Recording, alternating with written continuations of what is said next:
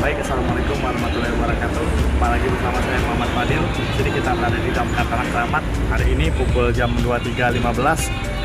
Hari ini kita akan memberikan penjelasan dan pengertian tentang firefighting dan safety. Atau cara menggunakan APAR juga termasuk. Oke, kita lanjut. Oke, yang pertama kita belajar dulu nih bagaimana terjadinya api atau tersulutnya api. Ya, kita ini ada yang namanya segitiga api. Api itu akan nyala apabila ada 3 elemen, yaitu yang pertama ada bahan bakar. Bahan bakar ini contohnya adalah seperti bensin, alkohol, dan lain-lain.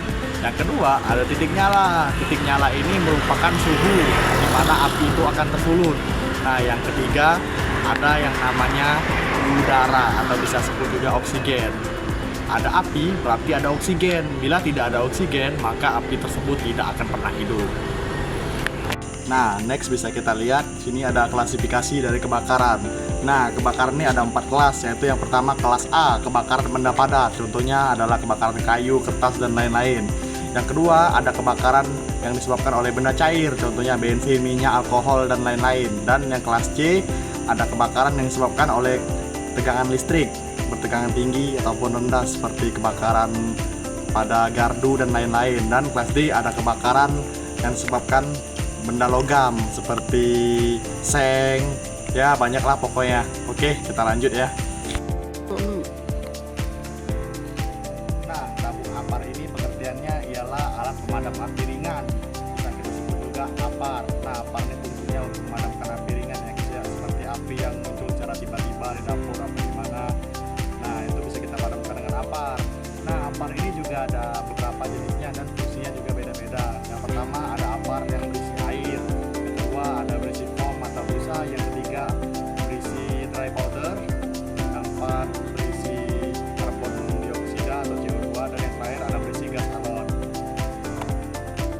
Nah, oke, klasifikasi dari APAR bisa kita lihat di sini. Yang pertama ada APAR yang berisi air. Nah, APAR yang berisi air ini cocok untuk memadamkan api dari kelas A, atau bisa kita sebut juga api yang disebabkan oleh benda padat, contohnya kayu dan lain-lain, karena api itu sangat cocok untuk memadamkan benda padat.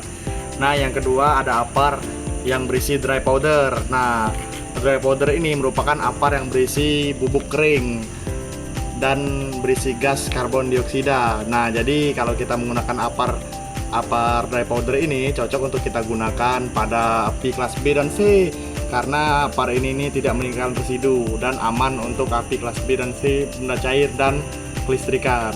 Nah, oke, selanjutnya ada APAR yang berisi gas CO2 atau karbon dioksida. Nah, APAR yang berikut ini cocok untuk memadamkan api kelas B dan kelas C, karena karbon dioksida ini sifatnya mudah menyebar.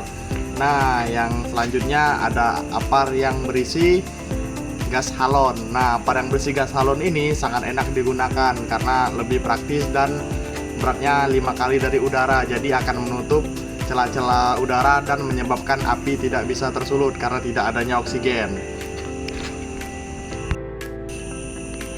Nah, di mana kita harus memasang APAR? APAR ini kita harus pasang di tempat yang versatil atau tempat yang lebih mudah diambil. Contohnya tidak lebih tinggi dari 120 cm.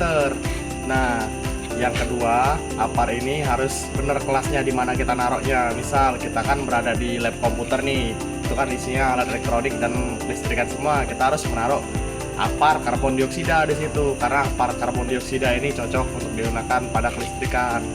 Nah, yang ketiga harus terlindungi atau dimasukkan ke dalam tempat kaca lah minimal, supaya aman dan tidak terjadinya itulah pokoknya. Nah, selanjutnya APARnya ini juga kita harus cek rutin secara berkala apakah isinya masih ada atau tidak, dan harus diberikan maintenance secara rutin. Nah, APAR ini sudah diatur dalam peraturan Kementerian Permenaker nomor 4/Men/tahun 1980. APAR ini harus siap digunakan. APAR ini harus siap berada di tempat yang mudah terbakar, dan APAR ini harus siap lah pokoknya ya. Oke. Sekian dulu presentasi pada saya malam ini tentang firefighting, safety, dan cara penggunaan APAR. dan pengertian APAR. Oke, sekian dulu dari saya. Wassalamualaikum warahmatullahi wabarakatuh.